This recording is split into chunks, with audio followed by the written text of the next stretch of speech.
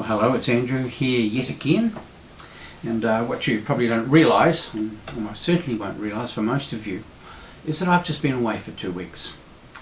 And the episodes which, if you've been watching, you have been watching, I prepared kind of a bit more beforehand, and I've had a couple of weeks in Golden Bay. It wasn't so golden actually, it rained just about all the time. So I come home 2 kilos heavier and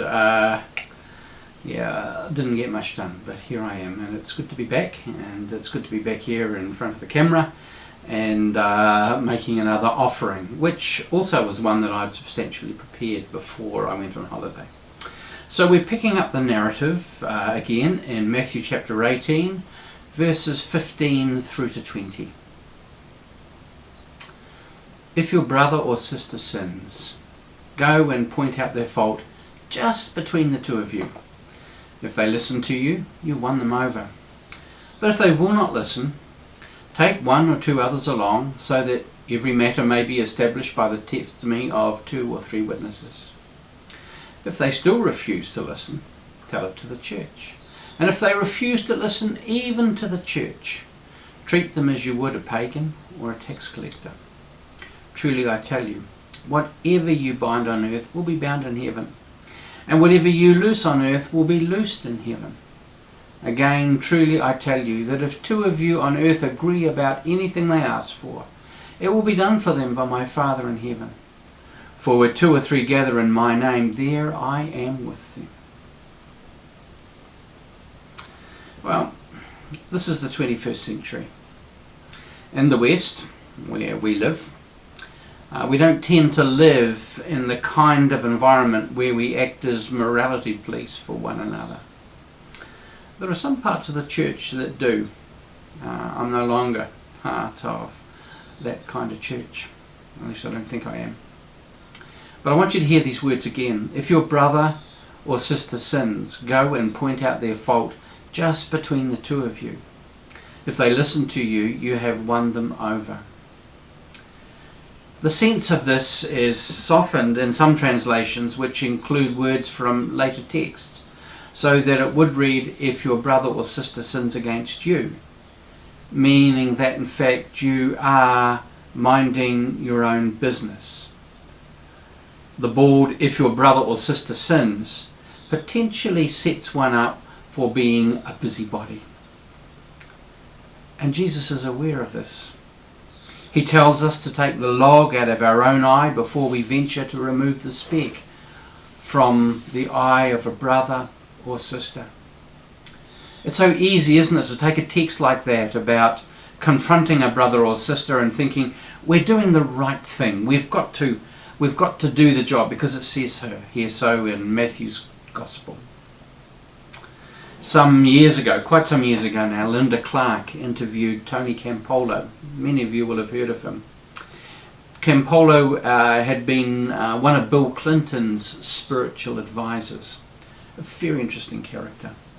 In the end, I think he was interviewing her rather than her interviewing him.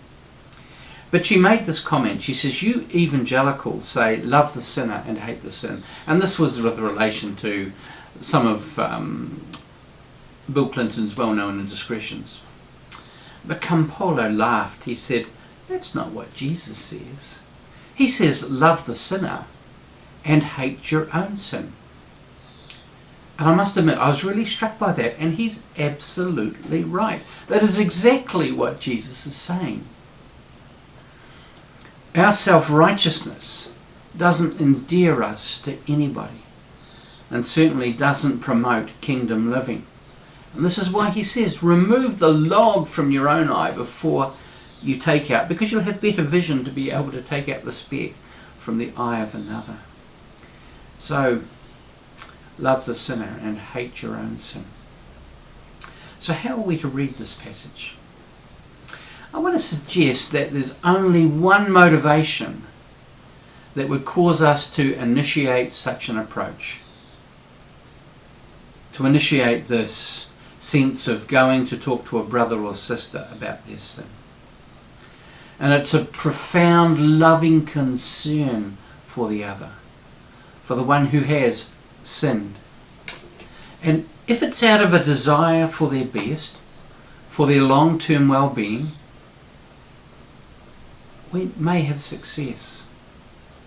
It's when our heart breaks for the damage we see them doing, and mainly to themselves, that is, I just want to suggest, what Jesus might be suggesting is the core motivation for when we'd approach a brother or sister who we see engaged in damaging behaviours that could destroy them, that can destroy their relationships, that can damage and harm other people.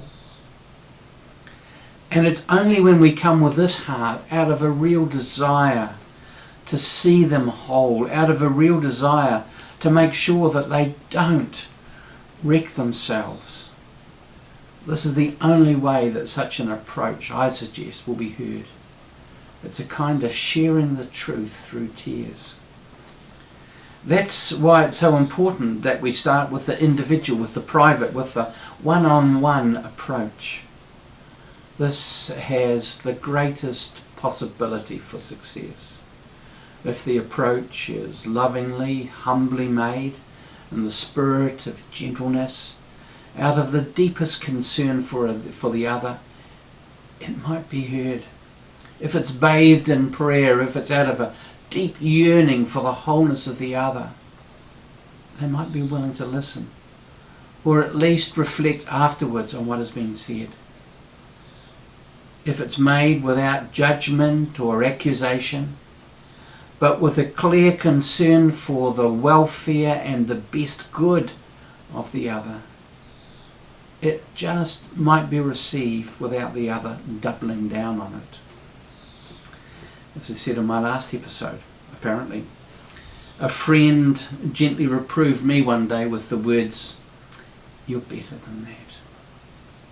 And that was life-giving. It's that sense of him actually believing in me as we are invited to believe in others and desire the best for him.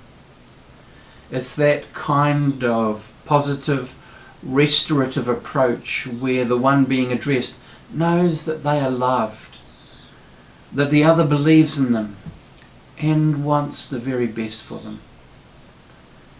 And if the approach is rejected, well, a choice needs to be made. Is this serious enough that it needs to involve others?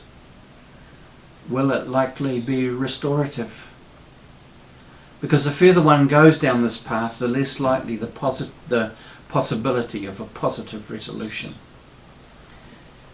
In the end, Jesus suggests we treat them as we would a pagan or a tax collector.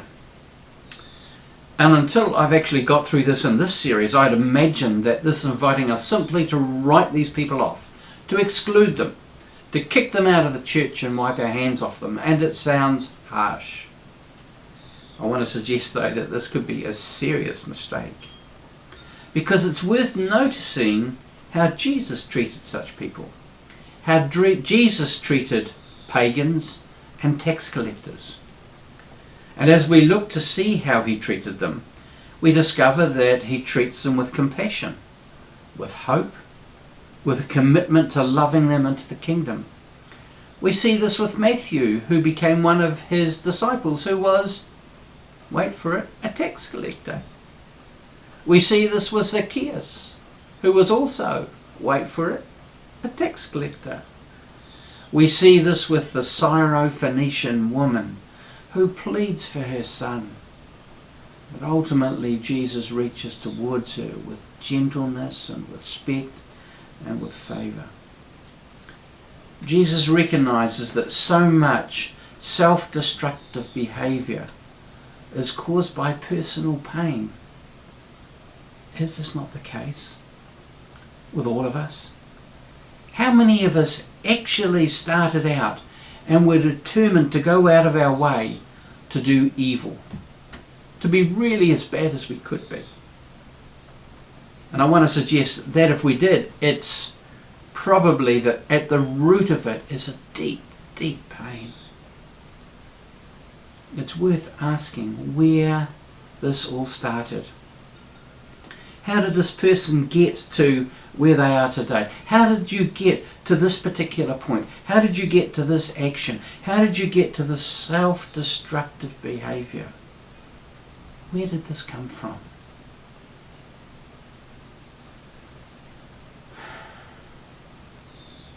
How did it come to this?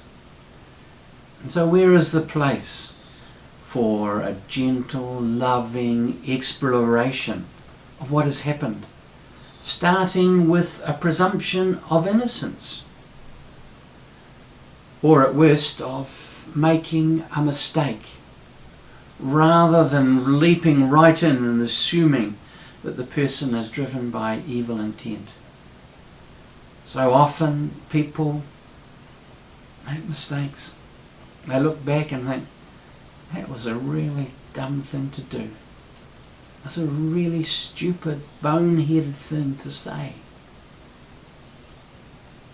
And rather than wanting to condemn them, to recognise that we've got to find a way that we can back up and move forward out of this in a more life-giving and positive way.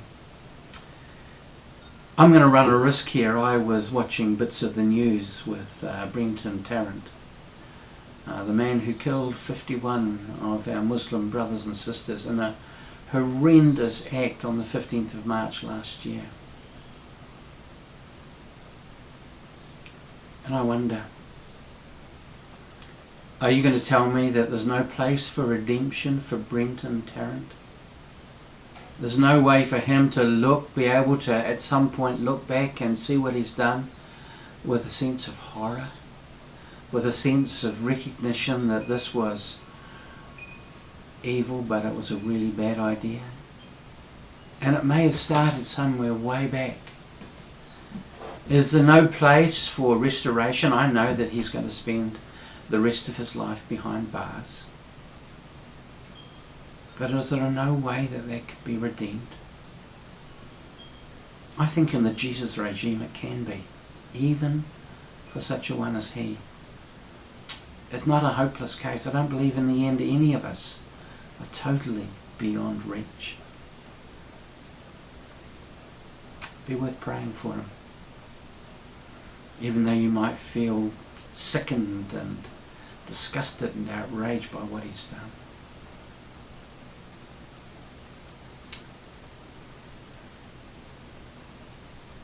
It's easy, isn't it, to sit in judgment of others, yet we don't walk in their shoes. And the truth is that we each have our own issues to deal with. We each have fault lines in our own lives. We may also be found wanting if we're put in a situation where the cracks start to widen. And this is why Paul puts it as he does, I believe, in Galatians 6:1. He's picking up the same stuff. He says, my friends, if anyone is detected in a transgression, you who have received the Spirit should restore such a one in a spirit of gentleness. Take care that you yourselves are not tempted. Bear one another's burdens. And in this way you will fulfill the law of Christ. For if those who are nothing think they are something, they deceive themselves. All must test their own work. Then that work, rather than their neighbour's work, will become a cause for pride. For all must carry their own loads. And so there's a sense of each carrying the loads of other, and yes, each taking responsibility for our own stuff. But when we approach others, we do it in a spirit of gentleness. There is no place here for judgmentalism. There is a place for a recognition that we're ultimately all in this together, and that what one does affects all of us, that the pain of one is shared by us all, that the health, well-being and wholeness of one is to the benefit of all.